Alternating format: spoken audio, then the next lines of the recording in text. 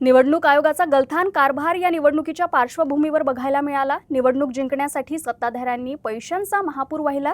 निवडणूक आयोगाने सत्ताधाऱ्यांना ही निवडणूक जिंकण्यास मदत केली आहे अशा शब्दात काँग्रेस प्रदेशाध्यक्ष हर्षवर्धन सपकाळ यांनी निवडणूक आयोगावर टीका केली। सदर निवडणुकीच्या अनुषंगाने मला निवडणूक आयोगाचा गलथान कारभार जो आहे तो देखील या संपूर्ण निवडणुकीच्या पार्श्वभूमीवर कुठेतरी आहे हे अधोरेखित या निमित्ताने करायचं आहे।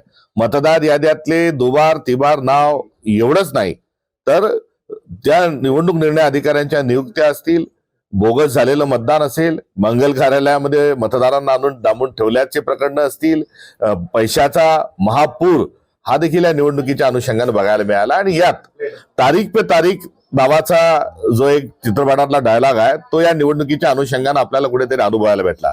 म्हणजे मतदान या दिवशी नाही त्या दिवशी, त्या दिवशी नाही त्या दिवशी, निकाल या दिवशी त्या दिवशी। त्यामुळे एकंदरीत निवडणूक आयोगाने सत्ताधाऱ्यांना ही निवडणूक निवडून आणण्याच्या अनुषंगाने मदत केलेली आहे हे देखील या संपूर्ण प्रक्रियेतून स्थापित होत आहे। निश्चित निकालांचा परिणाम हा एका निकालाचा दुसऱ्या निकालावर परिणाम होत असतो।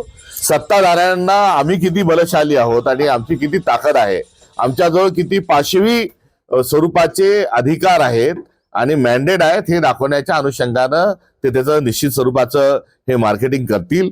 निवडणुकाच्या संदर्भातली जी संहिता असेल त्याचं निवडणूक आयोग पालन करत नाही। जे आहे ते आहे।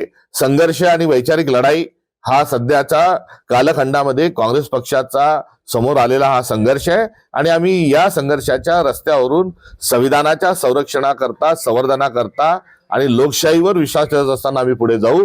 महानगरपालिकेच्या निवडणुकीच्या अनुषंगानं ज्या मागच्या काळातील आम्ही स्थानिक पातळीवर जे आघाडीचे जे अधिकार दिले होते त्याच अनुषंगानं त्याचाच कित्ता आम्ही हा महानगरपालिकेच्या निवडणुकीत देखील गिरवणार आहोत। काँग्रेसचा अपेक्षित यश जे आहे या अपेक्षित यशाच्या अनुषंगानं अनेक अडचणी आहेत।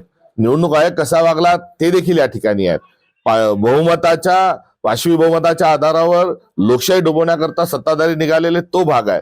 मोठ्या प्रमाणावर पैशाचा वापर आहे, मोठ्या प्रमाणावर सत्तेचा वापर आहे, मोठ्या प्रमाणावर बोगस वोटिंग त्यांनी केलेलं आहे आणि या अनुषंगाने आलेले हे निकाल आहे।